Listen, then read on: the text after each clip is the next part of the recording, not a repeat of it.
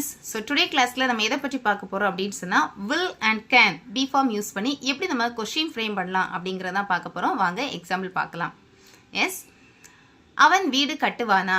எப்படி நீங்க question frame பண்ணுவீங்க? will plus subject plus present verb. okay, அவன் வீடு கட்டுவானா? will he build a house? same can be form apply பண்ணி நீங்க sentence try பண்ணுங்க. can he build a house? அவனால் வீடு கட்ட முடியுமா? And next sentence is, will she clean the floor? அவள் ஃப்ளோரை சுத்தம் செய்வாளா? can apply பண்ணுங்க.